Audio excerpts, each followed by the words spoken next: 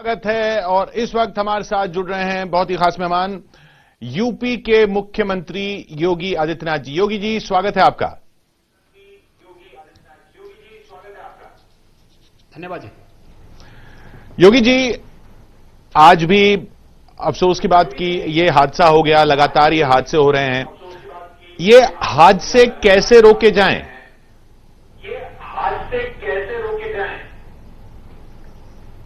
देखिए, घटना बहुत दुखद है और इन हादसों को रोका जा सकता है।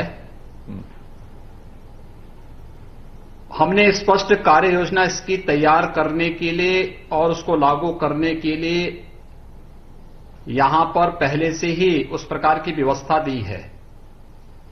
सवाल ये है कि सभी राज्य सरकारें भी अपनी जिम्मेदारियों को निभाएं। देखिए, जब भारत सरकार ने श्रमिक एक्सप्रेस श्रमिकों के आवागमन की सुविधा दी है और एनडीआरएफ के मद में हर राज्य सरकार को पर्याप्त धनराशि की व्यवस्था भी की है, तो फिर पैदल या फिर two wheeler, three wheeler, truck जैसे असुरक्षित साधनों से हर हाल में रोकना चाहिए। और हमने उत्तर प्रदेश में इस बारे में व्यवस्था बनाई है। मैंने परसों भी इसकी बैठक ली थी, कल भी बैठक ली थी, और जिन दो थाना क्षेत्रों से ये ट्रकें आई हैं उन दोनों के इंस्पेक्टर को भी सस्पेंड किया है। डिप्टी एसपी, एडिशनल एसपी को कठोर चेतावनी दी है। एसएसपी, आईजी और एडीजी स्तर के अधिकारियों को भी हम लोगों ने स्पष्टीकरण मांगा है कि व्यवस्था दिए जाने के बावजूद उत्तर प्रदेश में अब तक पिछले 5 दिनों में हम 415 से अधिक ट्रेन में, श्रमिक ट्रेन से प्रवासी कामगार और श्रमिकों को उत्तर प्रदेश में लेके आए हैं। 10,000 हमारी उत्तर प्रदेश परिवहन निगम की बसेज पूरे प्रदेश के अंदर कार्य कर रही हैं। इसके अलावा हर जनपद में जिलाधिकारी को 200 बसेज उनके डिस्पोजल पर अलग से दी गई हैं कि वह जो भी पैदल चलता है, दोपहिया वाहन से चलता है, ट्रक से चलता है, उन्हें पहले क्वारंटाइन सेंटर में ले जाके भोजन करवाइए। हेल्थ चेकअप करने के बाद बस में बिठा करके उस संबंधित जनपद को भेजे और उस संबंधित जनपद के जिला प्रशासन को हैंडओवर करिए, जिससे वे उन्हें क्वारंटाइन सेंटर में ले जाकर के उनका फिर हेल्थ चेकअप करें, उनके भोजन आदि की व्यवस्था करें। जो लोग स्वस्थ होंगे उन्हें होम क्वारंटाइन में भेजेंगे। जो लोग सस्पेक्टेड होंगे उन्हें वहां पर रख करके उनके भोजन आदि की व्यवस्था करेंगे। उनकी पूल सैंपलिंग के माध्यम से उनके कंफर्म करेंगे कि ये कोरोना पॉजिटिव है या नहीं है, और अगर कोई इस प्रकार का मामला है तो उसे आइसोलेशन वार्ड तक पहुंचाने की कार्रवाई करेंगे। इस प्रक्रिया को अगर सभी लोग अपनाना शुरू कर देंगे तो मुझे लगता है कि हम ये दुर्घटनाएं रोक सकते हैं। घटनाएं दुर्भाग्यपूर्ण हैं, हर हाल में रुकनी चाहिए, और उत्तर प्रदेश सरकार ने पहल की है और मैंने हर जिला प्रशासन को इसके लिए जवाबदेह बनाया है कि इस प्रकार की घटनाएं घटित होंगी तो मैं जवाबदेही तय कराऊंगा हर एक व्यक्ति की। जो हैं या पुलिस वाले जो हैं वो और सख्त हो जाएंगे, फिर वो डंडे चलाते हैं तो वो लोग डर के फिर छुपते छुपाते निकलते हैं, पटरियों पे निकलते हैं, वो कैसे रोकें फिर? देखिए, ऐसा नहीं होगा। हमारा एक ये जिम्मेदारी से भागने वाली स्थिति होगी। हमारा प्रशासन, हमारी पुलिस पूरी संवेदनशीलता के साथ, पूरी मुस्तैदी के साथ कार्य कर रही है, और मैंने बार बार अपील की है। मैं हर प्रवासी कामगार और श्रमिकों से भी और सभी राज्य सरकारों से भी मैं अपील कर रहा हूं कि एक जैसे हमने अपने प्रदेश में नोडल अधिकारी तैनात किए हैं और हर राज्य के लिए नोडल अधिकारी हैं, ऐसे ही हर राज्य सरकार अगर अपने यहां नोडल अधिकारी तैनात करके उनकी जिम्मेदारी तय कर लें। दूसरा, हम लोगों ने हर एक जनपद के लिए भी एक व्यवस्था दी है। उस जनपद में भी एक व्यवस्था, हर जिले में भी हमने नोडल अधिकारी तैनात किए हैं। हर एक कार्य के लिए अलग अलग जिम्मेदारियां तय की हैं। प्रशासन ने बेहतर काम किया है अब तक, और मुझे लगता है कि जहां कहीं भी थोड़ी बहुत लापरवाही है, इस लापरवाही को भी दूर करेंगे। लेकिन प्रवासी कामगार और श्रमिक के साथ न भेदभाव होने देंगे, न उसके साथ किसी प्रकार का दुर्व्यवहार होने देंगे और उसके जीवन के साथ खिलवाड़ करने की छूट किसी को नहीं देंगे। और मैं इसीलिए अपील करूंगा कि भारत सरकार भी और प्रदेश सरकार भी उनकी सुरक्षा और उनकी सम्मानजनक वापसी के लिए पूरी प्रतिबद्धता के साथ कार्य कर रही है। वे पैदल न चलें, वे दोपहिया वाहन से, थ्री व्हीलर से या ट्रक जैसे सुरक्षित साधन से न चलें। हम बसेज पर्याप्त मात्रा में लगाए हैं। एक एक दिन में उत्तर प्रदेश में पिछले एक सप्ताह से 1 लाख से लेकर 1.25 लाख प्रवासी कामगार और श्रमिक आ रहे हैं। उत्तर प्रदेश सरकार की अपनी सीमाएं हैं। फिर इन्हें केवल ला करके उनके घर तक छोड़ना नहीं, उन्हें पहले क्वारंटाइन सेंटर ले जाया जा रहा है, उनकी स्क्रीनिंग हो रही है, उनके लिए लॉजिंग फूडिंग की व्यवस्था हो रही है, फिर उन्हें सुरक्षित, जो स्वस्थ हैं उन्हें सुरक्षित उनके घरों तक पहुंचाने, खाद्यान्न का किट देकर के घर तक पहुंचाने का काम हो रहा है। मैं नहीं समझ पा रहा हूं कि इस सब के बावजूद भी ये उतावलापन क्यों? अगर धैर्य अब तक बनाए रखा है वे धैर्य से काम लें। हर एक व्यक्ति को सुरक्षित और सम्मानजनक ढंग से हम उनके घर तक पहुंचाने का कार्य करेंगे, कर रहे हैं। लेकिन सड़क से हट करके आ जाना, नदी पार करके आ जाना, पहाड़ों के रास्ते आ जाना, खेतों के रास्ते आकर के फिर जगह जगह इस प्रकार की स्थिति पैदा होना, इससे ये उनके स्वयं के स्वास्थ्य के साथ वो खिलवाड़ कर रहे हैं। और मेरी विनम्र अपील होगी कि इस संकट के समय में सरकारें उनके साथ में हैं, उन्हें भी थोड़ा, इतना दिन उन्होंने धैर्य दिया है। जब इस समय इतनी बड़ी मात्रा में लोगों को लाना प्रारंभ किया गया है, आप देख रहे होंगे कि उत्तर प्रदेश में अब तक 14.5 लाख से अधिक प्रवासी कामगार और श्रमिक उत्तर प्रदेश में आया है 1 मार्च से लेकर अब तक। और एक सप्ताह के दौरान ही, पिछले एक सप्ताह के दौरान ही 7.5 लाख से अधिक लोग आ चुके हैं। इतनी बड़े पैमाने पर हम लोगों को लेके आ रहे हैं। बसेज लगाई गई हैं, हर प्रकार के साधन उपलब्ध कराए गए हैं और फ्री में लाने की व्यवस्था, भोजन की व्यवस्था, ये सारी चीजें की जा रही हैं जी, क्योंकि यह श्रमिक हमारी ताकत है और हम उसका इस संकट के समय में उसका सहयोगी बन करके उसे किसी प्रकार का कष्ट नहीं देना चाहते हैं। लेकिन वह इन चीजों को थोड़ा भी ध्यान दे देंगे तो मैं इस बात को कह सकता हूं, याद रखना, उत्तर प्रदेश, ये हम लोगों ने उत्तर प्रदेश में बंदी के दौरान भी, लॉकडाउन के दौरान भी अपने कार्मिकों को वेतन और मानदेय उपलब्ध करवाया है। उत्तर प्रदेश में हमारे जितने भी उद्योग थे, इनमें से 96% उद्योगों ने अब तक अपने सभी कार्मिकों को मानदेय और वेतन उपलब्ध कराया है। और लॉकडाउन 3rd में जो उद्योग चलाने की हमें छूट मिली, इस लॉकडाउन 3rd में उन सभी उद्योगों को पुनः चलाने के साथ ही जिनके लिए हमें यहां पर अनुमति मिली थी, ऐसे उद्योगों में हमारे आज के दिन पे 21 लाख से भी प्रवासी कामगार और या यहां का श्रमिक फिर से काम पर लौटा है। हम 119 चीनी मिलें लॉकडाउन के दौरान चलाए हैं। उत्तर प्रदेश में 12,000 से अधिक ईंट के भट्टों को हम लोग चलवाए हैं। इन सबको देखते हुए योगी जी, हम लोगों ने 2500 से अधिक कोल्ड स्टोरेज को भी लॉकडाउन के दौरान चलाया है, जिसमें बड़ी मात्रा में कामगारों को काम मिला है। जब सरकार कार्य कर रही है, हर स्तर पर कार्य कर रही है, तो मेरी अपील होगी सभी से कि वे लोग सरकार के अपील पर ध्यान दें, सरकार की व्यवस्था के अनुसार चलेंगे तो सुरक्षित और सम्मानजनक ढंग से उनके घर तक पहुंचाने का कार्य सरकार करेगी। तो योगी जी, आपने कहा प्रशासन अच्छी तरीके से काम कर रहा है और जो नहीं कर रहे हैं उनको आप उनके खिलाफ एक्शन भी ले रहे हैं, जैसे आज भी आपने बताया। तो आप तो योगी हैं, अपने को नंबर नहीं देते हैं, कई बार आपसे ये बात हुई, लेकिन यूपी सरकार को आप 10 में कितने नंबर देंगे अभी तक? देखिए, ये नंबर देने और न देने का नहीं है। ये समय आपदा से जूझने और इस आपदा से लोगों को सुरक्षित रखने और अधिक से अधिक लोगों तक राहत पहुंचाने का समय है। और इसके लिए जो भी करना पड़े, 24 घंटे मैं भी, मेरा पूरा मंत्रिमंडल भी, मेरे सभी अधिकारी और सभी कर्मचारी इस कार्य में लगे हैं।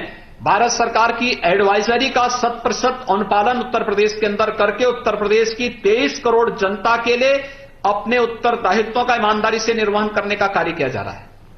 जी, नंबर हमने इसलिए पूछा क्योंकि जो मुख्यमंत्री दिख रहे हैं काम करते हुए, प्रोएक्टिव दिख रहे हैं, उनमें आपका नाम सर-ए-फहरिस्त लिया जा रहा है, इसलिए मैंने पूछा। लेकिन आगे बढ़ते हुए योगी जी, ये बताइए 18 तारीख से, मतलब इस लॉकडाउन 4 में क्या कंटेनमेंट जोन को छोड़ के बाकी सब खोल देना चाहिए? यूपी की क्या राय है?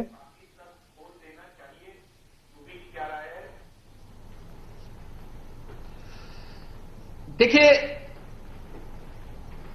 पिछले 10 दिन के दौरान काफी बड़ी मात्रा में प्रवासी कामगार और श्रमिक उत्तर प्रदेश के अंदर आया है जी। और ये जो उत्तर प्रदेश के अंदर हमारा प्रवासी कामगार और श्रमिक आया है, इनके साथ में जहां पर ये लोग आए हैं इनको सुरक्षित वापसी लाने, और ये निरंतर अभी चलेगा जी। तो मेरा ये मानना है कि जब तक प्रवासी कामगार और श्रमिक पूरी तरह सुरक्षित होकर के आ नहीं जाता है, सेटल नहीं हो जाता है, तब तक लॉकडाउन में किसी भी प्रकार की कोई शिथिलता देने में हम लोगों को कठिनाई होगी।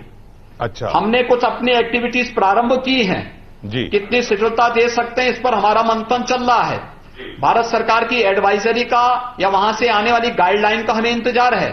जो भी इस संबंध में आवश्यक निर्देश मिलेंगे उसका पालन हम उत्तर प्रदेश में करेंगे, लेकिन हम किसी भी प्रकार का वह रिस्क नहीं लेना चाहते हैं जिससे कम्युनिटी इन्फेक्शन का कारण जो बने। और खासतौर पर यह समय हमारे लिए बहुत क्रिटिकल है, क्योंकि बड़ी मात्रा में जो प्रवासी कामगार और श्रमिक वापस अपने घरों के लिए आ रहा है, तो उसकी सम्मानजनक और सुरक्षित वापसी ये हमारी प्राथमिकता है। लेकिन साथ साथ प्रदेश के अंदर जो लोग यहां पे 22-23 करोड़ लोग पहले से रह रहे हैं, इनके स्वस्थ और सुरक्षित रखने की जिम्मेदारी भी हमारे ऊपर है। तो इन दोनों के साथ तालमेल बिठा करके हम कार्य कर रहे हैं। यानी जो आपकी बातों से लग रहा है वो ये जो बहुत क्रिटिकल समय जैसा आपने कहा, तो केंद्र सरकार के दिशा निर्देशों के इंतजार के बाद ही कुछ फैसला होगा, लेकिन आप मानते हैं कि यूपी में चुनौती बड़ी है क्योंकि लोग बाहर से आए हैं। अब ये जो बाहर से आए हैं, ये गांवों तक कोरोना ना फैले, उनको रोकने के लिए क्या किया जाएगा? गांव के बाहर क्वारंटीन सबको करना है क्या? उसमें कोई नियम बनाए जाएंगे? देखिए, सबसे बड़ी बात यह है, सबसे पहली बात तो यह है कि ये जितने प्रवासी कामगार और श्रमिक आए हैं, ये हमारे अपने लोग हैं जी, और ये हमारी अपनी ताकत है। इसलिए हम उसको किसी के साथ भी किसी का भी अनादर न हो, ये हमारी पहली प्राथमिकता है।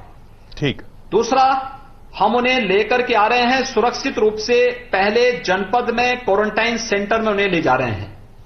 क्वारंटाइन सेंटर में ले जाकर के वहां पे पूरा हेल्थ, उन्हें भोजन आदि की व्यवस्था देकर के उनकी व्यवस्था पहले की जा रही है।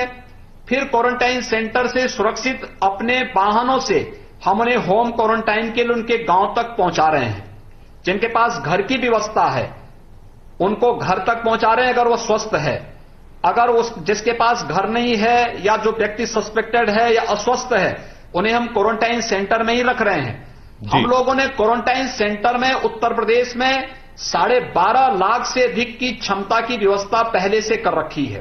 ठीक है। और यह व्यवस्था हमारे पास है, लेकिन हम लोग क्वारंटाइन सेंटर को भी खाली करते जा रहे हैं और सैनिटाइज करते जा रहे हैं। हम इन्हें निरंतर इनका स्क्रीनिंग करने के साथ ही उन्हें हम खाद्यान्न का पैकेट देकर के, राशन किट देकर के उन्हें उनके घर पे होम क्वारंटाइन के लिए भेज रहे हैं।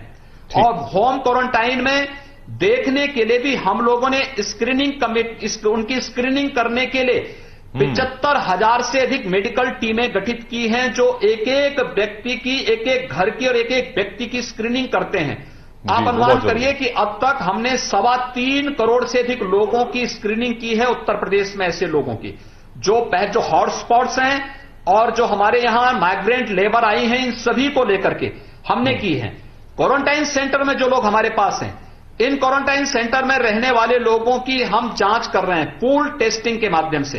पहले 5-5 की पूल टेस्टिंग हमने यहां पर प्रारंभ की थी, यूपी ने पूल टेस्टिंग प्रारंभ की थी। देखिए, हमने टेस्टिंग की क्षमता को भारत सरकार के सहयोग से काफी बढ़ाया है। पहले हमारे पास केवल 50 टेस्ट करने की क्षमता थी, आज हमारे पास 5,000 टेस्ट करने के लिए 26 लेबोरेटरी हमारे पास मौजूद है उत्तर प्रदेश के अंदर। हमने अब इस व्यवस्था को की है कि पहले हमने एक एक सैंपल लेते थे, उसका टेस्ट करते थे। बाद में हमने 5-5 की पूल टेस्टिंग शुरू की, अच्छे परिणाम आए। अब भारत सरकार ने हमें अनुमति दी है, हम 10-10 की पूल टेस्टिंग करने जा रहे हैं। हमारा प्रयास है कि अगले सप्ताह तक हम 10,000 टेस्टिंग की क्षमता प्रतिदिन करने जा रहे हैं। इसमें 5,000 हॉटस्पॉट्स के लिए होंगे और हाँ। 5,000 माइग्रेंट जो लेबर हमारी आ रही है इनको हम करेंगे। तो ये टेस्टिंग की क्षमता बढ़ा करके हम लोग अधिक से अधिक लोगों के उपचार की व्यवस्था करेंगे। इसके अलावा उत्तर प्रदेश ने हमने अपने प्रदेश में कोविड के लेवल 1, लेवल 2, लेवल 3 के हॉस्पिटल की क्षमता बढ़ाई है। आज के दिन पर हमारे पास 55,000 से अधिक बेड हॉस्पिटल में मौजूद हैं। 75 के 75 जनपदों में ऑक्सीजन की सुविधा भी है और वेंटिलेटर की सुविधा भी हमारे पास आज के दिन पर है। इसलिए समस्या न उपचार की है न व्यवस्था की है। समस्या केवल लोग अपील पर ध्यान दें और सरकार की व्यवस्था के साथ सहयोग करेंगे तो कहीं किसी को हम कष्ट नहीं होने देंगे, समस्या कहीं नहीं आने देंगे। अच्छा, अब ये दुकानें जैसे कहीं दिल्ली में जैसे सुझाव आया ऑड इवन का, दुकानें क्या एक छोड़ के एक खोलने की अनुमति देनी चाहिए हॉटस्पॉट के बाहर? देखिए, हमने अपना प्रस्ताव भारत सरकार में भेजा है और भारत सरकार की गाइडलाइन और एडवाइजरी का हमें इंतजार है जी। उसके अनुरूप हम लोग प्रदेश के अंदर अपनी आगे की व्यवस्था 18 तारीख से लागू करेंगे। तो वो उस प्रस्ताव में ऐसा कुछ है दुकानों के लिए? देखिए, जो हमारे लिए उपयुक्त होगा, मैंने कहा ना हमारे सामने दोनों चीजें हैं। एक तरफ प्रदेश की 23 करोड़ जनता की स्वास्थ्य और सुरक्षा की व्यवस्था, दूसरी तरफ माइग्रेंट लेबर की सुरक्षित और सम्मानजनक वापसी, ये दोनों को साथ लेकर के हम लोग चल रहे हैं। इन दोनों के बीच में समन्वय बनाते हुए हम लोग जो उचित होगा प्रदेश के हित में उस प्रकार के कदम को भारत सरकार की गाइडलाइन के अनुसार उठाएंगे। तस्वीरें जो कुछ शराब की दुकानों की दिखी देश भर में, अब ये शराब पर क्या पॉलिसी होनी चाहिए? क्या होम डिलीवरी होनी चाहिए? आपका क्या मत है? देखिए, राज्य अपने अनुसार इसकी व्यवस्था तय कर सकते हैं। माननीय उच्चतम न्यायालय ने इस संबंध में कुछ डायरेक्शन जारी किए हैं और इस पर हर स्तर पर अध्ययन चल रहा है। लेकिन अब शराब की दुकानों में भी वो भीड़ नहीं है जो पहले दिन भीड़ थी। देखिए, होता क्या है कि लंबे समय के बाद जब आप किसी चीज को खोलेंगे, हम लोगों ने यहां सब्जी मंडियों में देखा है, सब्जी मंडी जब 1 घंटे के लिए खुलता था भीड़ लगती थी। हमने कहा भी 1 घंटे के लिए क्यों खोलना है? आप 3 उसमें चलिए, एक किसान मंडी में सब्जी लेके आ रहा है, एक उस समय उनको दे दीजिए। दूसरा समय जब किसान से ठेला वाला और रिटेलर वहां से जब मंडी से सब्जी लेकर के जा रहा है, दूसरा वह है। और तीसरा जब ग्राहक सब्जी मंडी में सब्जी लेने के लिए जा रहा है। 3 कैटेगरी उसकी तय कर दी और पूरा समय दिया उनको कि भाई आप 3 घंटे लाने वालों को दीजिए, 3 घंटे को यहां से ले जाने वालों को दीजिए और बाकी 8 घंटे, 5 घंटे, 7 घंटे, 8 घंटे ये ग्राहकों को खरीदने की छूट दीजिए और वहां पर सोशल डिस्टेंसिंग की व्यवस्था कर दीजिए। मुझे लगता है मंडी में अब कोई समस्या नहीं। ऐसे ही राशन की दुकानों के लिए भी व्यवस्था थी। फिर हम लोगों ने कहा ग्राहकों को आप बुलाइए। अब आप सोचिए कि 18 करोड़ लोगों को चौथी बार राशन मिलना उत्तर प्रदेश में प्रारंभ हुआ है। चौथी बार ये व्यवस्थित रूप से, यानी कल से हमारे यहां प्रारंभ हुआ है। 1.25 करोड़ लोगों को कल और आज में हम लोगों ने राशन उपलब्ध कराया है उत्तर प्रदेश में और ये 30 मई तक ये व्यवस्था चलेगी। फिर 1 जून से फिर यानी 5वें चरण का खाद्यान्न वितरण का कार्य प्रारंभ हो जाएगा। यानी ये सिस्टम व्यवस्था बनाने पर हर एक जगह सिस्टम है। किसी के लिए न खाद्यान्न की कमी है, न भरण पोषण भत्ते की कमी है, न दवा की कमी है, सिस्टम जो लोग नहीं फॉलो करते हैं, किसी चीज की कोई कमी नहीं है। आपकी अपील को नहीं सुनते लोग, वो भी दिख रहा है। तो वो उनको क्या सजा देनी चाहिए? उनको समझाना चाहिए? पुलिस को डंडे मारने चाहिए या नहीं? देखिए, मैं किसी भी प्रवासी श्रमिक और कामगार पर बल प्रयोग करने का पक्षधर नहीं हूं। यह उसका संकट का समय है। जी। कुछ जगह उसके साथ ज्यादती जरूर हुई है और इसका आत्मावलोकन जरूर उन लोगों को करना चाहिए जिन लोगों ने उन श्रमिकों के साथ ज्यादती की होगी। लेकिन वो हमारी ताकत है, हम उसके साथ खड़े हैं। ठीक। और सम्मानजनक और सुरक्षित वापसी उसकी करवाएंगे उसके घर तक। जी नहीं, ये दुकानों के बाहर जो नहीं नियम पालन करते उन पे सख्ती होनी चाहिए, उनको सजा देनी चाहिए। देखिए, ऐसा नहीं, आप व्यवस्था दीजिए। हमने जब व्यवस्था दी है, आज कहीं कोई भीड़ नहीं है। आज सारी चीजें एक सिस्टम के साथ जुड़ चुकी हैं। और वहां पर जिन लोगों की तैनाती की गई है, बैंकों में देखिए, बैंकों में शुरू में भीड़ हुई। हम लोगों ने बैंकों में उत्तर प्रदेश के लगभग 68,000 से अधिक बैंकिंग कॉरेस्पॉन्डेंट हैं। इसके अलावा 59,000 ग्राम पंचायतों में हमारे पास कॉमन सर्विस सेंटर हैं। हमने कॉमन सर्विस सेंटर में गांव के लोगों को व्यवस्था गांव में ही दे दी कि आप पैसा गांव में ही जमा करिए, गांव में ही निकालने की सुविधा उनको कॉमन सर्विस सेंटर ने दे दी। तो बैंकों से भीड़ छट गई। बैंकिंग कॉरेस्पॉन्डेंट से कहा कि वे शहर हो या गांव में, जो व्यक्ति वहां पे भी नहीं आ सकता उसको आप वहां घर घर जाकर के पैसा वितरण कर दीजिए। समस्या का समाधान बैंक से हो गया। मंडी की समस्या का समाधान हो गया। अन्य समस्याओं के लिए पहले से सिस्टम है, केवल उसको रेगुलेट कर लेना है और उसको रेगुलेट हमने किया है। कहीं कोई दिक्कत नहीं है। देखिए, लॉकडाउन 25-22 यानी हमारे यहां 22 मार्च से ही बहुत सारे जनपदों में लॉकडाउन है, लेकिन कहीं कोई दिक्कत नहीं, क्योंकि भारत सरकार ने, आदरणीय प्रधानमंत्री जी ने बहुत अच्छा पैकेज दिया है। उस पैकेज का ईमानदारी से इंप्लीमेंट हो जाए तो कहीं किसी को कोई समस्या नहीं है। हर व्यक्ति उसमें सहयोग कर रहा है। हर व्यक्ति जान रहा है ये वैश्विक महामारी है। जी जी, ये जो पैकेज है, ये पैकेज में एक राय आ रही है कि जो चीजें दी जा रही हैं उसके बजाय कैश ट्रांसफर सीधा दे दिया जाए। क्या राज्य सरकार अपने स्तर पर भी अपनी स्कीमों का कुछ कैश ट्रांसफर देने की सोच रही है? आप सही मानते हैं इसको? देखिए, हम लोगों ने, ये अच्छी बात है, भारत सरकार ने बहुत अच्छा किया है और ये आदरणीय प्रधानमंत्री जी ने बहुत दूरदर्शिता के साथ प्रारंभ में इस योजना को लागू किया था। खासतौर पर जब जनधन अकाउंट खोले थे, हर गरीब का जनधन अकाउंट खोला था। डीबीटी को और टेक्नोलॉजी का उपयोग करने की जो आदत देश के अंदर डाली, आज उसका परिणाम है कि बिना किसी रोक टोक के आज वो समय नहीं रहा। जो लोग आज उंगली उठा रहे हैं, उन लोगों को उस बात को नहीं भूलना चाहिए कि उन्हीं के एक आका ने कभी कहा था कि 1 रुपया भेजते हैं, नीचे 10 पैसा पहुंचता है। आज ऐसा नहीं। आज मोदी जी अगर किसी के लिए 1 रुपया भेज रहे हैं तो 1 रुपया गरीब के खाते में जा रहा है। बीच में कहीं 90 पैसे की कटौती नहीं, 1 पैसे की भी कटौती बीच में नहीं है। ये अच्छा और स्वागत योग्य कदम है और हमने भी यही किया। हमने प्रदेश के अंदर जो भी सुविधाएं दी, लगभग 32 लाख श्रमिकों को और अन्य लोगों को हम लोगों ने भरण पोषण भत्ता दिया, वह भी डीबीटी के माध्यम से उनके अकाउंट में दिया। जी, आप लेन देन नहीं, राहुल गांधी की तरफ इशारा कर रहे हैं। दे रहे हैं, लेकिन मैं जो भी हो, आज उनको अपने कृत्यों पर सोचना चाहिए कि आखिर इस समय टेक्नोलॉजी का उपयोग करते हुए मोदी जी ने 2014 में यह व्यवस्था बना दी। जनधन अकाउंट हर गरीब का खोल दिया, जिससे गरीब के हक पर कोई डकैती न डाल सके।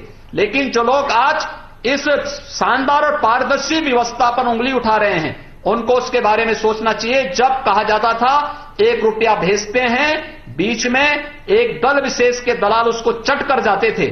आज ये नहीं है। आज तो ये पैसा, सब पैसा उनके बैंक में अकाउंट में जा रहा है, गरीब के खाते में जा रहा है। गरीब को भी यह व्यवस्था दे दी गई है जी जी कि वह उस पैसे का उपयोग कर सकता है। इसके लिए भी बहुत सारी व्यवस्थाएं, शानदार व्यवस्थाएं बनाई हैं। कहीं कोई समस्या इसमें नहीं है। हर व्यक्ति डिजिटल पेमेंट भी ले सकता है। बैंक में जाकर के बैंकिंग कॉरेस्पॉन्डेंट के माध्यम से भी, कॉमन सर्विस सेंटर के माध्यम से भी पैसा ले सकता है। ये अलग अलग राज्य सरकारों को इस सिस्टम को जोड़ना है। बैंकर्स कमेटी, इस कोरोना संकट में भी बैंकों ने शानदार काम किया है, लगातार काम कर रहे हैं और सचमुच बहुत स्वागत योग्य है जो कार्य बैंक कर रहे हैं, रेलवे कर रहा है, अन्य केंद्रीय एजेंसियां बहुत अच्छे ढंग से इस कार्य को संपादित कर रही हैं। उन स्थितियों में स्वागत किया जाना चाहिए इन सभी कोरोना वॉरियर्स का। ये योगी जी, आप जैसे गाजियाबाद जिला है, गौतम बुद्ध नगर जिला है, ये दिल्ली के साथ जुड़े हुए हैं। यहां के लोग दिल्ली में काम करते हैं, दिल्ली के लोग यहां काम करते हैं। आपकी क्या राय है, यूपी की क्या राय है कि एनसीआर को इस कोरोना संकट में एक यूनिट मानना चाहिए, क्योंकि उनको आने जाने में फिर वो बॉर्डर आ जाता है। क्या ये बॉर्डर एनसीआर का होना चाहिए या इसमें यूपी की क्या सोच है? देखिए, मेरा ये मानना है कि एनसीआर को एक यूनिट नहीं मान सकते हम लोग। अच्छा, हमें अलग अलग छोटे छोटे यूनिट को, जहां जहां जिस प्रकार का इन्फेक्शन है वहां पर उस प्रकार की व्यवस्थाएं देनी चाहिए। हम लोगों ने गौतम बुद्ध नगर को भी अलग किया है, गाजियाबाद को अलग किया है, हापुड़ को अलग किया है, मेरठ को अलग किया है, शामली को अलग किया है, बागपत को अलग किया है। ये सभी अलग अलग यूनिट में, और फिर इसमें भी हम लोगों ने हॉटस्पॉट्स चिन्हित करके रेड जोन, ऑरेंज जोन और ग्रीन जोन में वहां की व्यवस्था को भी हम लोगों ने वो किया है। कंटेनमेंट एरिया उसमें जो गाइडलाइन थी उसके अनुसार तय किया है। आवागमन में, आवश्यक सेवाओं की आवागमन में कहीं कोई समस्या नहीं, लेकिन ये नहीं हो सकता है कि कोई व्यक्ति कोविड हॉस्पिटल में काम करके और दिल्ली से गाजियाबाद आए या गाजियाबाद में कोविड हॉस्पिटल में काम करके वह दिल्ली जाए, हमें यह छूट नहीं देनी चाहिए। उसी जिले में उसकी व्यवस्था होनी चाहिए, हॉस्पिटल परमिसेस में या उसके आसपास उसकी व्यवस्था की जानी चाहिए, जिससे इन्फेक्शन को, हर हाल में मेडिकल इन्फेक्शन को, मंडी के इन्फेक्शन को या फिर किसी भी अन्य प्रकार के इन्फेक्शन को रोका जा सके। ये योगी जी, अब आपका अंदाजा क्या है कि ये मॉल, सिनेमा हॉल, ये सब चीजें तो अभी खुल नहीं रही, कब तक खुलेंगी, कब तक खोलने की तैयारी करें उनको? देखिए, इस पर अभी हमें इंतजार है भारत सरकार की गाइडलाइन और एडवाइजरी का। ये जैसे ही आता है उसके अनुसार फिर उसमें तय करेंगे, लेकिन मुझे नहीं लगता है कि भीड़ भाड़ वाले बहुत सारे ऐसे स्थानों को तत्काल हम खोलने की स्थिति में होंगे। उत्तर प्रदेश के परिप्रेक्ष्य में फिलहाल तो हमारा यह कहना है कि हमारा फोकस जो उत्तर प्रदेश के अंदर चालू यूनिट हैं उनको संचालित करके उसको चालू स्थिति में रखना, उत्तर प्रदेश के अंदर लोगों को स्वस्थ और सुरक्षित माहौल देना, माइग्रेंट जो हमारा प्रवासी कामगार और श्रमिक आ रहा है, उन कामगार और श्रमिकों की सम्मानजनक और सुरक्षित वापसी की उसमें हम लोग लगे हैं। इसके बाद अब कोई चीज आएगी तो उसके लिए हम उस प्रकार का कदम उठाएंगे। अब जैसा अब ये लोग जो हैं, यूपी के लोग यूपी में काम करें, उनके लिए रोजगार हो, उसके लिए निवेश हो, तो उसमें जो सवाल आ रहा है, सीधा सवाल तो चीन को लेकर आ रहा है। क्या चीनी कंपनियों को निवेश करने के लिए आमंत्रित करेंगे आप यूपी में? उनका स्वागत है या नहीं? देखिए, मैं आभारी हूं आदरणीय प्रधानमंत्री जी का, जिन्होंने 20 लाख करोड़ का एक बहुत अच्छा पैकेज घोषित किया है, जिसके 3 पैकेज की घोषणा माननीय वित्त मंत्री जी ने विगत 3 दिनों में घोषित किया है।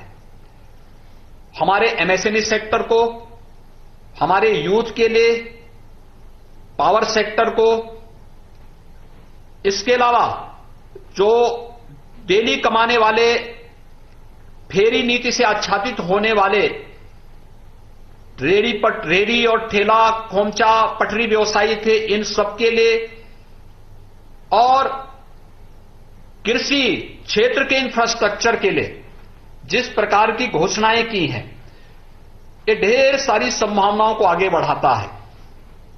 एमएसएमई का यूपी कभी हब हुआ करता था, हमने उसी को ध्यान में रखकर के 1 डिस्ट्रिक्ट 1 प्रोडक्ट की अपनी नीति को आगे बढ़ाया है, और पिछले 2-3 वर्ष के दौरान आदरणीय प्रधानमंत्री जी के मार्गदर्शन में जो काम हमने यूपी के अंदर किया था, आज उसी का परिणाम था कि विषम परिस्थितियों में भी हम उत्तर प्रदेश के अंदर लॉकडाउन के 3rd फेज में 21 लाख लोगों को रोजगार देने में सफल हुए, नौकरी देने में सफल हुए।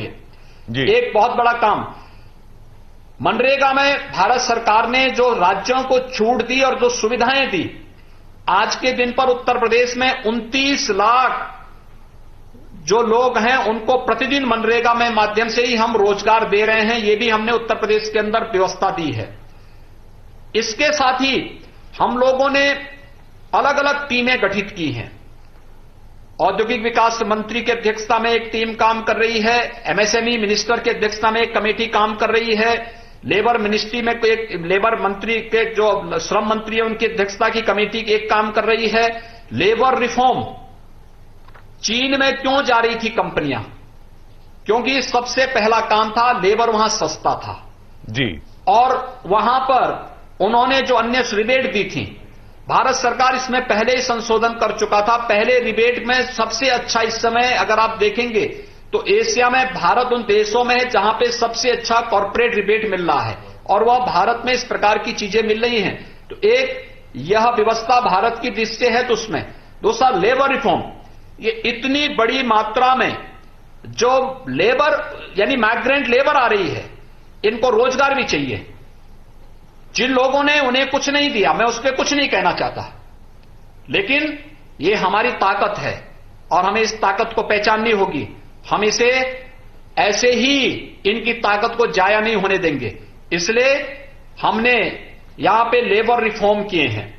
लेबर रिफॉर्म में कुछ चीजें सुनिश्चित की हैं। एक, हर एक लेबर को हमने व्यवस्था दी कि उसको मिनिमम वेजेज मिलने चाहिए जी। दूसरा, हमने तय किया है कि किसी भी स्थिति में 10 घंटे से अधिक आप उससे काम नहीं लेंगे, लेकिन अगर 10 घंटे से अधिक काम स्वयं लेबर करना चाहता और प्रबंधन और लेबर दोनों सहमत हैं तो दोनों की सहमति के बाद फिर वो उसको देख सकते, वो तय करेंगे। इसके लिए लेबर कमिश्नर या लेबर इंस्पेक्टर नहीं तय करेगा। तीसरा, उसकी सुरक्षा की गारंटी, उसकी स्वास्थ्य की गारंटी, बंधुआ मजदूरी का कानून उसमें लागू होगा।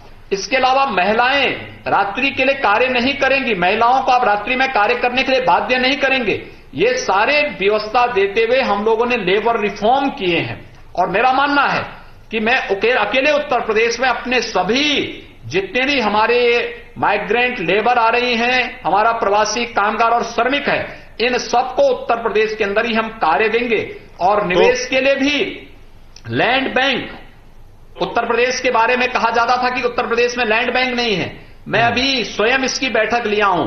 हमारे पास अकेले उत्तर प्रदेश में राजस्व विभाग के पास ही 1,66,000 एकड़ लैंड बैंक हमारे पास राजस्व के पास है।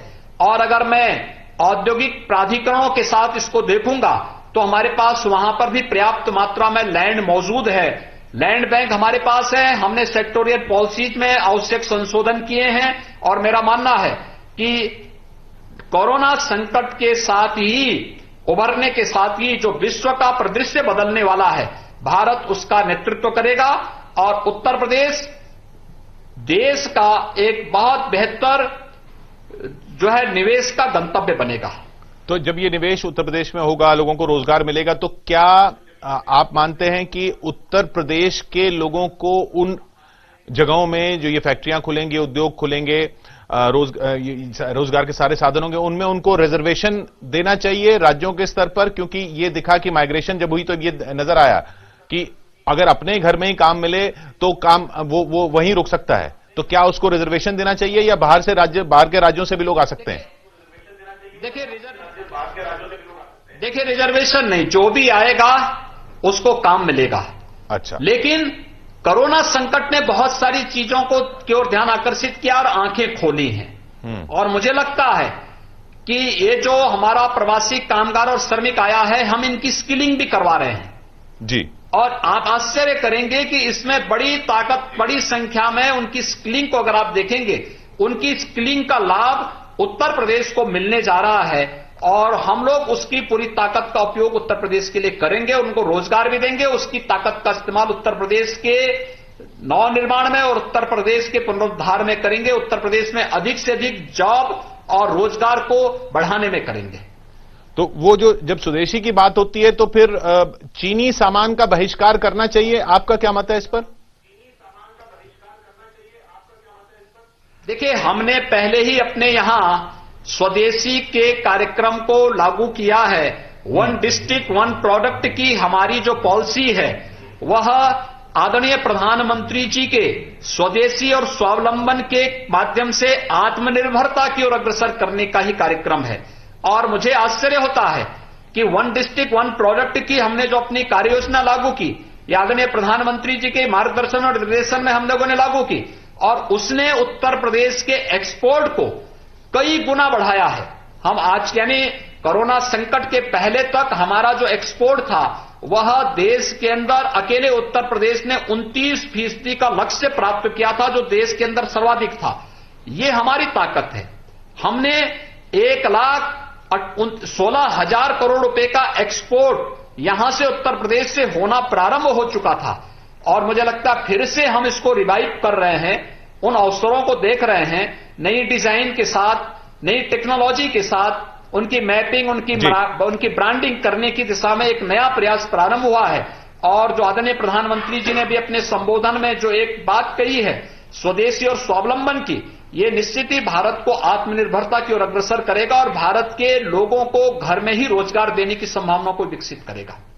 अच्छा, अब राजनीति की अगर बात करें और लोगों की बातों पर राजनीति होनी चाहिए, लोगों के मुद्दों पर राजनीति होनी चाहिए। विपक्ष आलोचना कर रहा है, कई सलाहें भी दे रहा है।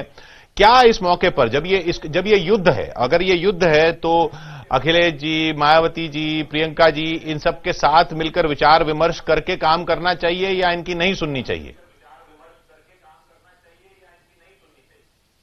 देखिए, आप देखे होंगे कि आदरणीय प्रधानमंत्री जी ने 5 बार तो मुख्यमंत्रियों के साथ सीधे वीडियो कॉन्फ्रेंसिंग के साथ संवाद बनाया जी।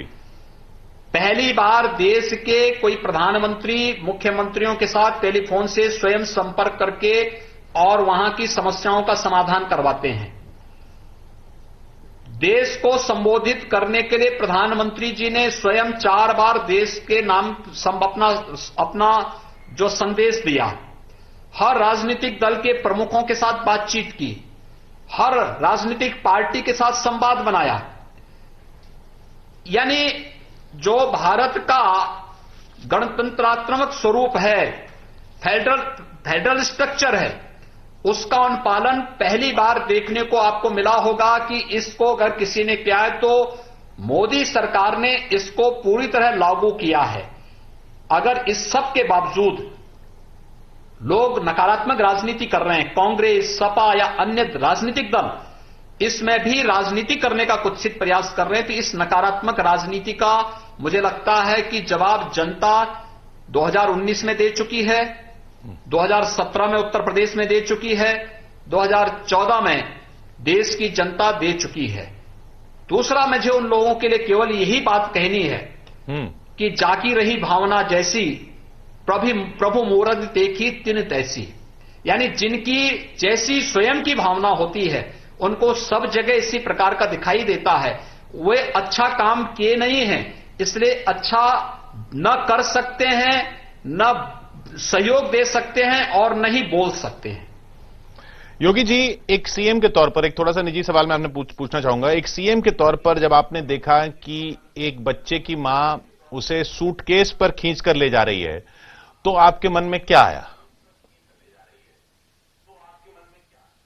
देखिए, ये दृश्य हमारे लिए पीड़ादायक है और पहले से व्यवस्था बनाई गई है कि वे पैदल न चलने दें, उनको जहां पे है रोक करके उनको तत्काल एक जगह इकट्ठा करके भोजन और पानी की व्यवस्था दीजिए, वहां से बस से उनके गंतव्य तक पहुंचा करके डिस्ट्रिक्ट एडमिनिस्ट्रेशन को बताइए, वहां पे उनका हेल्थ चेकअप करके फिर उनके घर तक पहुंचाने की व्यवस्था करिए। इस प्रकार के इसको नहीं, इसीलिए हमने जिलाधिकारी आगरा का भी स्पष्टीकरण इसके लिए पूछा। एक जिले में और जगह घटना घटित हुई थी जहां पर एक अधिकारी के द्वारा एक माइग्रेंट लेबर के बैग को लात मारी जा रही थी। हमने उसके लिए भी कठोर चेतावनी देते हुए वहां से भी उनका स्पष्टीकरण कॉल किया है। ये चीजें नहीं हो सकती हैं और ये संवेदना व्यक्त करने का समय है। सहानुभूति के साथ सम्मानजनक और सुरक्षित उनके घर तक पहुंचाने का समय है। इस समय किसी भी प्रकार की अपने स्वयं को विष का घूंट पी करके रहने का समय है। इस समय लोगों को कष्ट देने का समय नहीं, और अगर कोई करेगा तो फिर जवाबदेही भी तय करेंगे।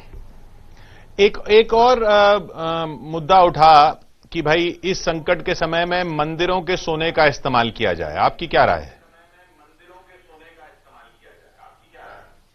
देखिए, भगवान की कृपा से देश के पास पर्याप्त संसाधन है और आदरणीय प्रधानमंत्री जी ने पर्याप्त मात्रा में देश के लिए पैकेज की घोषणा की है। और याद रखना, पीएम केयर में और अन्य क्षेत्रों में भी इसके अलावा राहत का कार्य जो चल रहे हैं, इसमें धर्मार्थ संस्थाओं ने, मंदिर की संस्थाओं ने, धर्मार्थ संस्थाओं ने योगदान सर्वाधिक दिया है। इसलिए ये प्रश्न वे लोग उठाने का प्रयास कर रहे हैं जिन लोगों ने स्वयं किया नहीं, देश के संसाधनों पर लूटा है, गरीबों का लूटा है। वे लोग ध्यान भटकाने के लिए इस प्रकार के प्रश्न रख रहे हैं। मुझे लगता है कि ईमानदारी के साथ पीएम पैकेज को लागू कर दें, किसी चीज की कोई समस्या देश के अंदर किसी भी व्यक्ति के लिए नहीं होगी। अब मंदिर की बात चली तो अब ये कोरोना काल के बाद राम मंदिर कैसे बनेगा योगी जी? देखिए, और राम की कृपा से बनेगा। मर्यादा पुरुषोत्तम भगवान श्री राम की कृपा है और अब तक उनकी कृपा से सारी चीजें आगे बढ़ती गई हैं। आगे भी उनकी कृपा से ये सारे कार्य आगे बढ़ेंगे। अब आंकड़ा जो है देश भर में इतने हजार, 80,000, 82,000 के पार पहुंच चुका है। क्या अब भी आप ये मानेंगे कि ये जो इसमें स्पाइक आया था उसके लिए तबलीगी जमात जो है वो मुख्य तौर पर जिम्मेदार है? देखिए, तबलीगी जमात और मरकज कोरोना को प्रारंभ में फैलाने के लिए जिम्मेदार है और उनके कारण पूरे देश के अंदर ये फैला है। देखिए, बीमारी आना यह बुराई नहीं हो सकती है, इसके लिए वो व्यक्ति दोषी नहीं हो सकता, लेकिन बीमारी को छुपा करके हम उसका कैरियर बनने का काम करें, ये गलत है। और दुर्भाग्य से तबलीगी से जुड़े हुए लोगों ने कोरोना के कैरियर बन करके देश के अंदर इस प्रकार की तबाही को मचाने की कुत्सित मनता से काम किया था, इसलिए वो अक्षम्य है। माइग्रेंट लेबर के साथ आप इसको नहीं जोड़ सकते। ये संकट से त्रस्त है, ये बेचारे की गलती नहीं है जी, इसलिए दोनों को एक साथ तुलना नहीं की जा सकती है। लेकिन मुझे लगता है कि आज उससे उबर चुके हैं हम लोग। माइग्रेंट लेबर की समस्या का भी समाधान कर लेंगे और कोरोना पर अवश्य विजय प्राप्त करेंगे, कोई संदेह इसमें नहीं होना चाहिए। तो जैसे आपने कहा कि तबलीगी जमात को माइग्रेंट लेबर से नहीं जोड़ना चाहिए, लेकिन तबलीगी जमात की वजह से लोग पूरे मुस्लिम समुदाय को जोड़ने लगे, वो आप सही मानते हैं वो गलत है, या वो भी लोगों की गलती नहीं थी क्योंकि वो समझ में नहीं आ रहा था कि तबलीगी जमात से हो रहा है या मुस्लिम समुदाय में ऐसी भावना है? देखिए, हर समाज में अच्छे लोग भी हैं और तबलीगी जमात के इन कृत्यों का विरोध मुस्लिम समुदाय ने भी काफी हद तक काफी लोगों ने किया जी। जो लोग उस सब के बावजूद भी उनके साथ खड़े हो रहे थे, वे लोग उस अपराध में शामिल थे। इसलिए हम इस बात को मानते हैं कि तबलीगी जमात कैरियर का काम शुरू में किया था, आज उस समस्या का काफी हद तक समाधान हो चुका है और माइग्रेंट लेबर को इसके साथ नहीं जोड़ा जा सकता, क्योंकि जो क्षेत्र पहले से ही हॉटस्पॉट्स बन चुके हैं, माइग्रेंट लेबर वहां पे काम कर रहा था, रोजी रोटी कर रहा था, कमा रहा था और वहां पर निर्माण और देश के निर्माण में अपना खून पसीना बहा करके अपनी मेहनत कर रहा था। उस बेचारे को जानकारी नहीं थी कि यहां पे इतना इन्फेक्शन है, वह इन्फेक्शन का शिकार हुआ है। हमारी जिम्मेदारी बनती है हम उसके इस संकट में खड़े होकर के उसको राहत दें, हर प्रकार का सपोर्ट करें। तो ईद पर कुछ छूट देंगे योगी जी?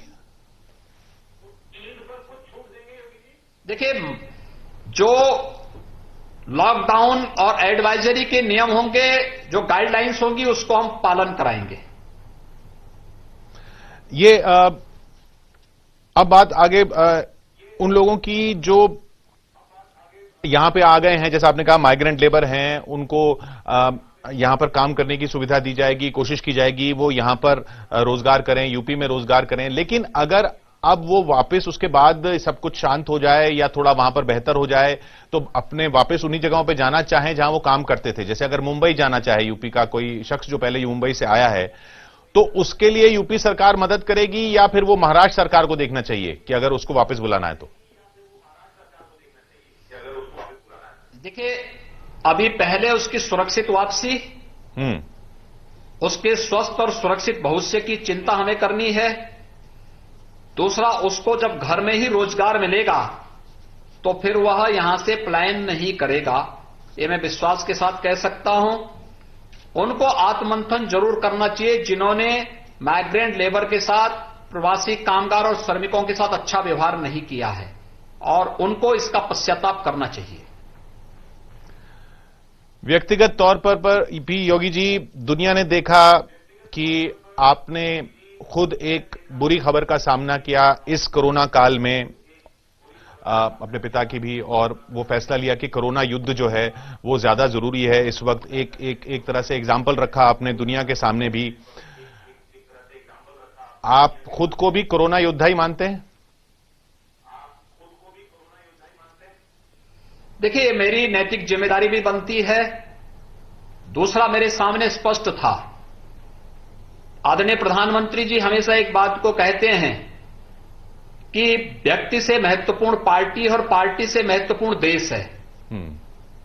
हमारे सामने आज जब कोरोना संकट से देश को उभारने की बात चल रही है और हर एक स्तर पर प्रधानमंत्री जी स्वयं उसको लीड कर रहे हों, तो स्वाभाविक रूप से जो हमारे सामने एक हमारे लीडरशिप ने जो एक मैसेज दिया है शुरू से कि व्यक्ति से महत्वपूर्ण पार्टी, लेकिन पार्टी से महत्वपूर्ण देश।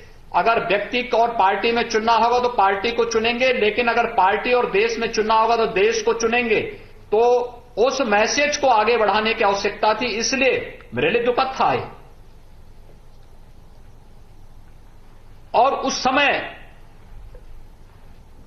जब मैं अपने पिता के अंतिम संस्कार के कार्यक्रम में जा सकता था, नहीं जा पाया, लेकिन महत्वपूर्ण था कि मैं उत्तर प्रदेश की 23 करोड़ जनता का जो दायित्व मुझे दिया गया है मैं उसका पालन करूं, तो मैंने वही पालन किया है। और मुझे जो पार्टी से संस्कार मिले हैं उन संस्कारों के अनुसार मैंने इस दायित्व का निर्वहन किया और आगे भी करेंगे। मेरे लिए महत्वपूर्ण है क्योंकि मेरे पूज्य पिता की आत्मा को भी इससे शांति जरूर मिली होगी। योगी जी, आप योगी हैं और मुख्यमंत्री भी हैं, तो इम्यूनिटी आपको डबल चाहिए। एक राजनीतिक इम्यूनिटी चाहिए, मतलब जो आलोचनाएं होती हैं उन पर ध्यान न देना, और शारीरिक तो चाहिए ही। तो कैसे लोगों को समझाएंगे दोनों तरह की इम्यूनिटी की? पहली इम्यूनिटी जब आलोचना हो तो क्या करना चाहिए, उससे कैसे लड़ना चाहिए, और दूसरी शारीरिक इम्यूनिटी बढ़ाने के लिए क्या करना चाहिए? देखिए, मेरा यह मानना है कि व्यक्ति को अपने लक्ष्यों को तय करते हुए कार्य करना चाहिए और बिना किसी लक्ष्य से डिगे भटके निरंतर पूरी तन्मयता के साथ अपने लक्ष्यों को प्राप्त करने के लिए कार्य करना चाहिए। लेकिन विपक्ष का काम आलोचना करना है, तो स्वाभाविक रूप से आलोचना करेगा, उसकी परवाह नहीं करनी चाहिए। जहां तक व्यक्तिगत इम्यूनिटी बढ़ाने का है, उसके लिए भारत सरकार ने आरोग्य सेतु जारी किया है और इतना अच्छा है, यानी देश के अंदर 10 करोड़ से अधिक लोगों ने अब तक उसको डाउनलोड किया है।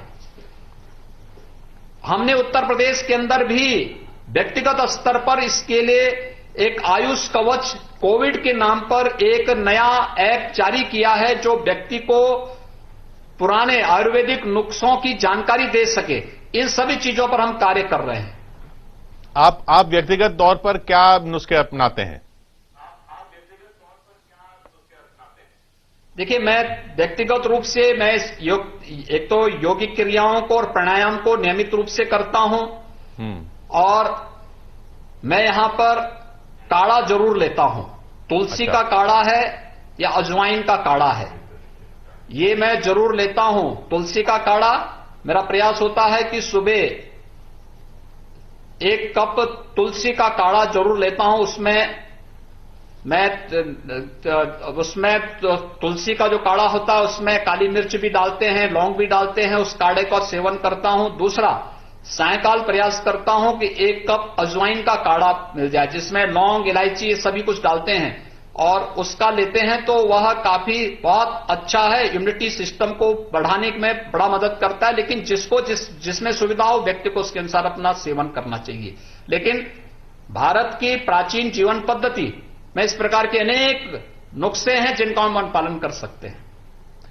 अच्छा, आपकी तो सब लोग तारीफ कर रहे हैं, आपने यूपी सरकार की, आपके अपने काम की। आपने कहा विपक्ष का काम है आलोचना करना, उसकी परवाह नहीं करनी चाहिए। लेकिन कोई गैर बीजेपी मुख्यमंत्री, बीजेपी का नहीं, दूसरे किसी राज्य का गैर बीजेपी का मुख्यमंत्री जो जिसका काम आपको लगे कि वो भी अच्छा काम कर रहे हैं, गैर एनडीए, नीतीश जी मत बोलिएगा। देखिए, हर व्यक्ति अच्छा काम कर रहा है। जी जी। हर व्यक्ति अपने स्तर पर, हर माननीय मुख्यमंत्री अपने स्तर पर अपने राज्य की जनता के लिए आवश्यक कदम उठा रहा है और मुझे लगता है कि हर एक के कार्य की प्रशंसा, उनकी सराहना होनी चाहिए और उनके द्वारा किए जा रहे प्रयासों को प्रोत्साहित किए जाने की आवश्यकता है। चलिए, मतलब आप किसी एक का नाम नहीं लेंगे, कोई बात नहीं, लेकिन ये बताइए, अब ये लोग ज्यादातर मुख्यमंत्री कह रहे हैं हमको केंद्र सरकार से ये नहीं मिला, हमको केंद्र सरकार से वो नहीं मिला। ममता जी कह रही हैं कि हम ट्रेनें मांग रहे हैं वो नहीं मिल रही, वो केंद्र सरकार कह रही है कि वो तो ट्रेनें मांग ही नहीं रहे, तभी तो लोग पैदल जा रहे हैं। आप यूपी ने जो मांगा वो मिला, यूपी को जो चाहिए और कुछ? देखिए, सबसे बड़ी बात यह है, देश के अंदर सबसे बड़ी आबादी का राज्य उत्तर प्रदेश है। 23 करोड़ की आबादी हमारी है। सबसे ज्यादा प्रवासी कामगार और श्रमिक उत्तर प्रदेश में आ रहे हैं। सबसे ज्यादा तबलीगी उत्तर प्रदेश में आए हैं। इस सब के बावजूद आज के दिन पर उत्तर प्रदेश में किसी चीज की कोई कमी नहीं है। भारत सरकार ने पैकेज समान रूप से देश के सभी राज्यों को दिया है। हमने एक एक पाई का इस्तेमाल किया है, टेक्नोलॉजी का उपयोग किया है, कहीं किसी प्रकार का भेदभाव नहीं किया है। हमारे हर जिले में 75 जिले हैं यूपी के, हमारे पास हर जिले में PPE kit 1000 PPE kit surplus में है और पर्याप्त मात्रा में हमारे पास उपलब्धता। पीपीई किट मौजूद है, N95 मास्क मौजूद हैं, हर जिले में वेंटिलेटर मौजूद है, कोविड हॉस्पिटल मौजूद है, हर प्रकार की व्यवस्था है। खाद्यान्न 18 करोड़ लोगों को हम खाद्यान्न की सुविधा के साथ जोड़े हुए हैं। हर महीने 2 बार उन्हें खाद्यान्न उपलब्ध करवा रहे हैं। दूसरा, एक तरफ ये सुविधा हम दे रहे हैं, दूसरी तरफ भारत सरकार ने जो पैकेज घोषित किया है, पूरे देश के लिए घोषित किया है, उस पैकेज के अनुसार भी हम लोगों ने जो कार्य योजना अपनी तैयार की है, कहीं कोई समस्या नहीं।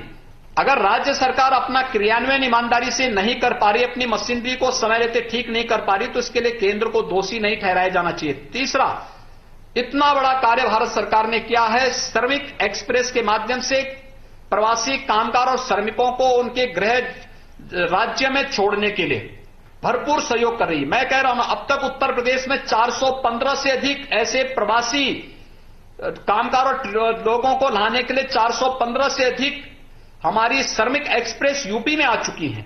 अन्य राज्य सरकारें भी और वे लोग भी तो अपने स्तर पर प्रयास करें, वे सूची उपलब्ध कराएं, उन लोगों को सुरक्षित वापसी लाने की तैयारी करें। उसके लिए केंद्र सरकार को आप दोषी नहीं ठहरा सकते। केंद्र सरकार ने एक मैकेनिज्म तैयार किया है, संवाद बना करके उससे माध्यम से हम लोगों को राहत दें। ये राज्यों का दायित्व बनता है। अगर उत्तर प्रदेश में समस्या नहीं है, जो सबसे बड़ा प्रदेश है, मेरा मानना है किसी भी राज्य सरकार को संवेदनशील तरीके से वहां की समस्या का समाधान करके इस पैकेज को क्रियान्वयन करना चाहिए। कहीं कोई समस्या नहीं आने वाली है। अब ये, लेकिन राजस्व का नुकसान तो हुआ ही है, यूपी सरकार को भी हुआ होगा, तो इसकी भरपाई कैसे की जाएगी? क्या टैक्स लगाए जाएंगे? क्या जो सरकारी कर्मचारी हैं उनकी तनख्वाहों में कटौती हो सकती है?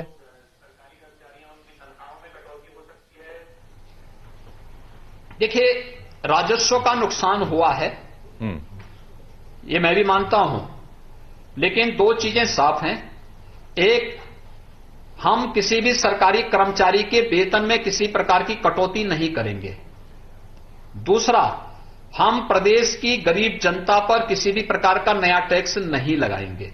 ये दो चीजें तय करते हुए हम लोगों ने कहां से राजस्व आ सकता है, इसकी भी व्यवस्था हमारी एक टीम कर रही है और निरंतर उस पर कार्य चल रहा है।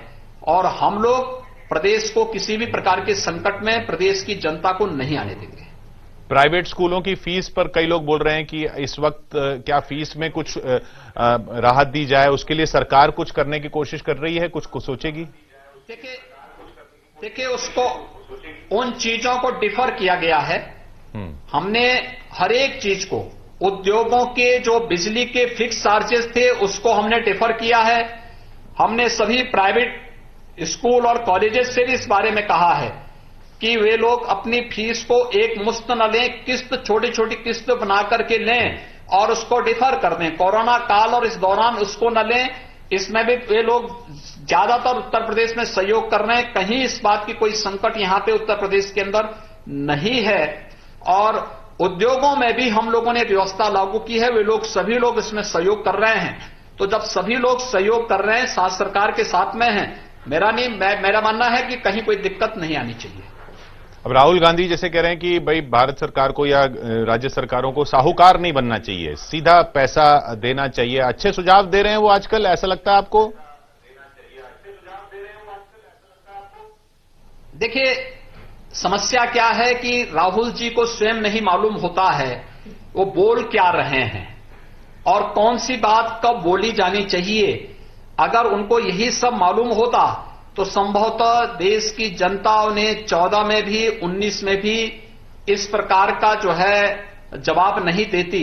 ये तो जनता जैसा नेता है उस प्रकार का जवाब 14 और 19 में देश की जनता ने दे दिया है। इसलिए जनता के द्वारा पिटे गए मोहरे आज इस प्रकार की अनलगल बयानबाजी करेंगे ही, क्योंकि उन्होंने कुछ किया नहीं। उनके समय में क्या क्या गुल खिलाए जाते थे, क्या क्या होता था, उनको थोड़ा याद करते, 2G को याद कर लेते, कॉमनवेल्थ गेम्स को याद कर लेते, या फिर अन्य वे तमाम प्रकार के जो स्कैंडल उस समय हुए थे, इनको ये याद कर लेते तो संभवतः इस समय इस प्रकार की वक्तव्य और अनर्गल वक्तव्य देने से उनको कहीं न कहीं वे परहेज करते। प्रियंका जी भी आपको सुझाव देती रहती हैं, ट्वीट करती रहती हैं, उनको क्या कहेंगे? अच्छी बात है, सुझाव देना ही नहीं चाहिए, उसको आत्मसात भी करना चाहिए। योगी जी, अंत में क्या लगता है आपको? सबके मन में यह सवाल है और जवाब सही बात है सीधा नहीं है, लेकिन ये कब तक चलेगा ये कोरोना काल?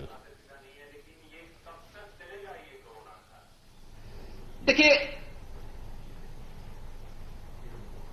पूरा देश कोरोना के खिलाफ लड़ाई लड़ रहा है। हमें भी धैर्य से इस लड़ाई में सहभागी बनना चाहिए। और मेरा यह मानना है भारत ने जो स्ट्रैटेजी बनाई है और समय रहते जो व्यवस्थाएं की हैं, हम लोग निश्चित ही कोरोना पर विजय प्राप्त करेंगे। आखिरी सवाल योगी जी, बहुत लोग पूछ रहे हैं आपने जो ये मास्क पहना है ये घर पे बनाया है, ये कहां से लिया है, ये कैसा है? क्योंकि अब नेताओं के सब मास्क भी देख रहे हैं लोग। नहीं, देखिए, मेरा ये मास्क, ये ट्रिपल लेयर मास्क, ये हाथ से बनाया गया है। अच्छा। और ये 6 रुपए का मास्क है। हमारी स्वयंसेवी समूह, महिला स्वयंसेवी समूह इसको बना रही हैं और इस मास्क को हम लोग हर एक जगह 10 रुपए में 2 मास्क दे रहे हैं और इसको महिला स्वयंसेवी समूह बना रही हैं और उनके द्वारा इसको बिक्री किया जा रहा है। उसी में से मैंने भी खरीदा है, मैं उसी का इस्तेमाल करता हूं। तो जब जून जुलाई में पीक आएगा, जब कह रहे हैं कि सबसे ज्यादा मरीज होंगे, डॉक्टर ऐसा बता रहे हैं, एक्सपर्ट ऐसा बता रहे हैं, उसके लिए योगी मंत्र क्या है? देखिए, हम पीक पर आने से पहले कोरोना को कंट्रोल कर चुके होंगे। हमें बहुत सहजता के साथ, पूरे धैर्य के साथ इन चुनौतियों का सामना करने के लिए तैयार होना होगा। धैर्य नहीं खोना होगा। पूरे स्थिर चित्त के साथ भारत सरकार और आदरणीय प्रधानमंत्री जी के मार्गदर्शन में इस लड़ाई को आगे बढ़ाना चाहिए। कहीं कोई समस्या नहीं आने वाली है, घबराने की कतई आवश्यकता नहीं। कोरोना भारत से ही परास्त होगा। तो जाते जाते बता दीजिए, कुछ तो इशारा दे दीजिए योगी जी, यूपी की जनता इंतजार कर रही है, ये बढ़ेगा, कुछ राहत देंगे या मोदी जी की का ही इंतजार करें? देखिए, उत्तर प्रदेश की 23 करोड़ जनता के हित में, उनके उत्तम स्वास्थ्य के लिए, उनके बेहतर भविष्य के लिए और सुरक्षित भविष्य के लिए जो भी कदम उठाना पड़ेगा, प्रदेश सरकार उसके लिए कदम उठाएगी और हमारा वही लक्ष्य है, उसी के अनुसार हम अपनी कार्य योजना तैयार कर रहे हैं। बहुत बहुत धन्यवाद योगी जी, हमसे बात करने के लिए। यूपी की जनता और देश की जनता ये जरूर सुनना चाह रही थी जो जो समस्याएं हैं और जो ये युद्ध लड़ा जा रहा है उसमें आप फ्रंट लाइन पर हैं। बहुत बहुत शुक्रिया।